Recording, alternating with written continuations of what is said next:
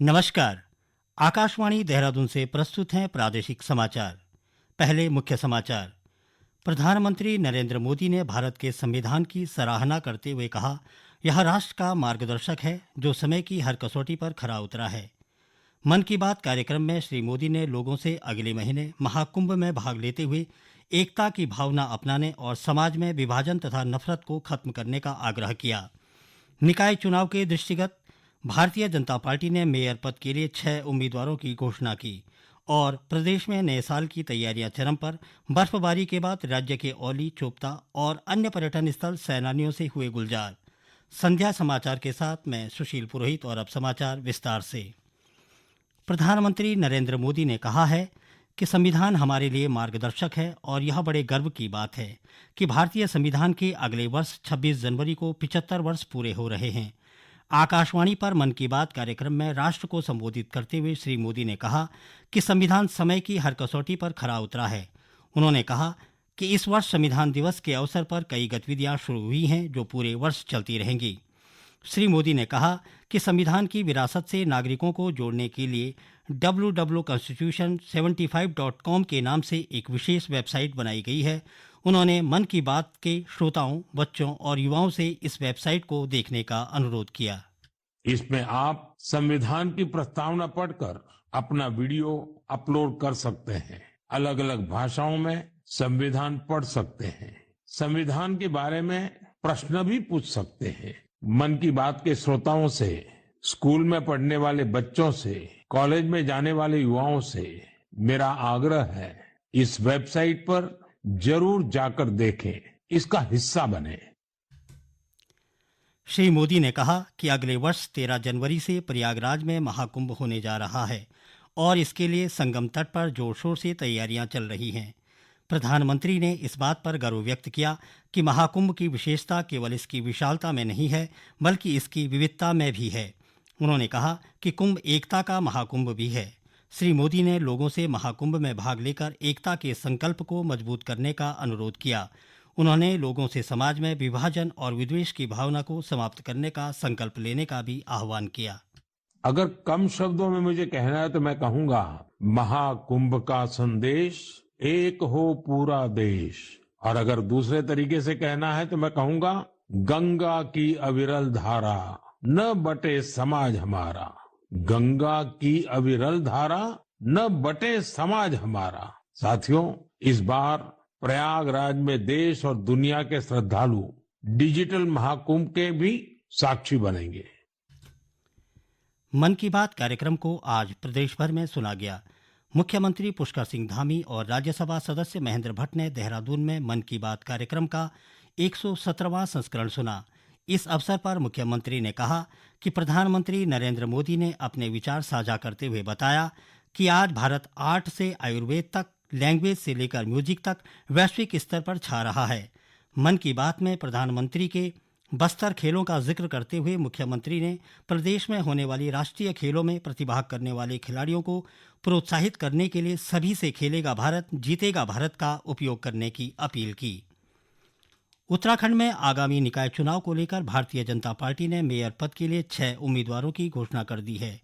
आज घोषित उम्मीदवारों की सूची में हरिद्वार से किरण जैसल, श्रीनगर से आशा उपाध्याय, कोटद्वार से शैलेंद्र रावत, पिथौरागढ़ से कल्पना देवलाल, अल्मोड़ा से अजय वर्मा व रुद्रपुर से विकास शर्मा शामिल हैं। भाजपा के प्रदेश मीडिया प्रभारी मनवीर सिंह चौहान ने बताया कि अन्य नगरपालिका, नगर पंचायत और निगमों के उम्मीदवारों की सूची जल्द जारी की जाएगी। पार्टी ने नगर निकाय चुनावों के लिए सभासदों की सूची पहले ही जारी कर दी है। उन्होंने कहा कि पार्टी ने उम्मीदवारों का चयन पूरी पारदर्शिता और जीत की संभावनाओं को ध्यान में रखकर किया गया है। कांग्रेस, भाजपा और अन्य पार्टियों की सूची के जारी होने के बाद राज्य में राजनीतिक सरगर्मी बढ़ गई है। ये समाचार आकाशवाणी के देहरादून केंद्र से प्रसारित किए जा रहे हैं। आगामी सोमवती अमावस्या स्नान पर्व को सकुशल संपन्न कराने के लिए पुलिस प्रशासन तैयारियों को अंतिम रूप देने में जुटा है। हरिद्वार में आज पुलिस विभाग की बैठक में वरिष्ठ पुलिस अधीक्षक प्रमोद सिंह डोभाल ने पुलिसकर्मियों और अधिकारियों को मेले को सकुशल संपन्न कराने के निर्देश दिए। उन्होंने बताया कि पूरे मेला क्षेत्र को 14 जोन और 39 सेक्टरों में बांटा गया है। श्री डोभाल ने बताया कि श्रद्धालुओं की भीड़ को देखते हुए ट्रैफिक प्लान के तहत रूट डायवर्जन का प्राविधान किया गया है।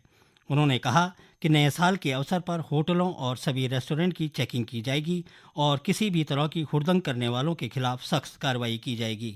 आगामी सोमवती अमावस्या का जो स्नान है इसमें संपूर्ण मेला क्षेत्र को हम लोगों के द्वारा 14 मुख्य जोनों में और 39 सेक्टरों में हमने विभाजित किया है। जो हमें पुलिस बल है वो प्राप्त हो चुका है जो बाहरी जनपदों से मिलना था, और अपने अंदरूनी रूप से भी हम लोगों ने फोर्स लगाया है।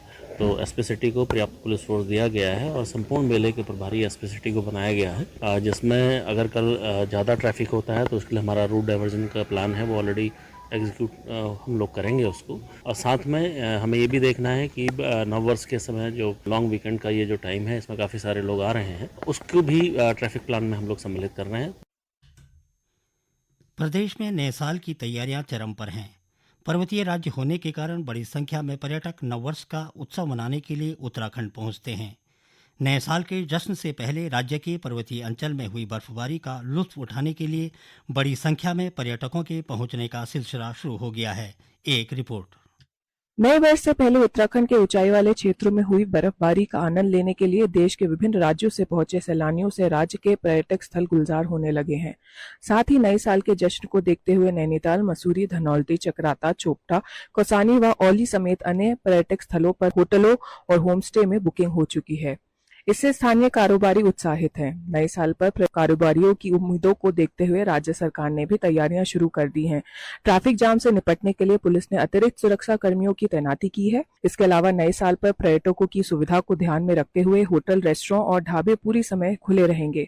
उत्तराखंड श्रम विभाग में उप सचिव शिव विभूति रंजन की ओर से जारी आदेश में कहा गया है कि प्रदेश में रेस्टोरेंट, होटल और ढाबों को 24 घंटे और सप्ताह के 7 दिन खुले रहने की अनुमति दी गई है। उन्होंने होटल, रेस्टोरेंट और ढाबा स्वामीनों में अपील की है कि वे पर्यटकों की सुविधा को ध्यान में रखते हुए अपनी प्रतिष्ठान पूरे समय खुले रखें। आकाशवाणी देहरादून से साक्षी सिंह।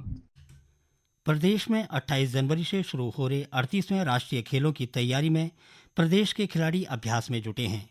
इसी क्रम में राज्य के सबसे ऊंचे high altitude centre rifleman Jaswant Singh stadium Ransi Pauri में 3 राष्ट्रीय खिलाड़ियों समेत 60 खिलाड़ी राष्ट्रीय खेलों के लिए अभ्यास कर रहे हैं।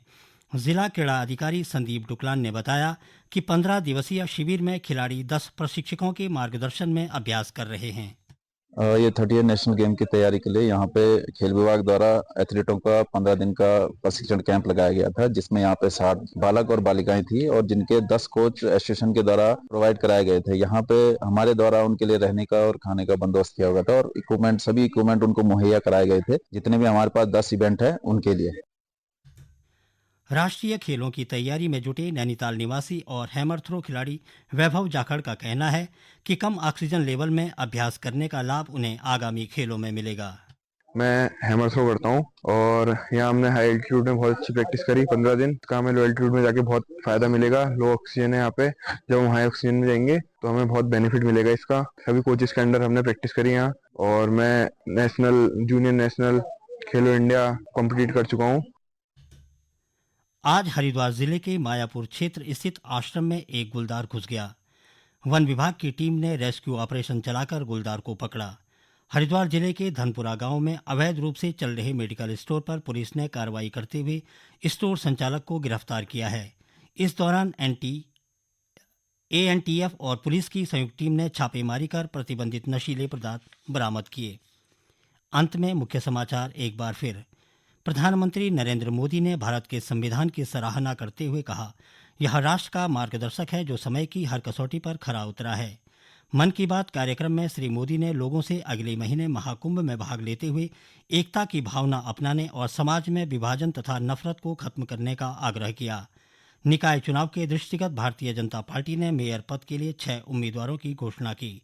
और प्रदेश में नए साल की तैयारियां चरम पर। बर्फबारी के बाद राज्य के औली, चोपता और अन्य पर्यटन स्थल सैलानियों से हुए गुलजार। इसके साथ ही संध्या समाचार का ये अंक समाप्त हुआ। नमस्कार।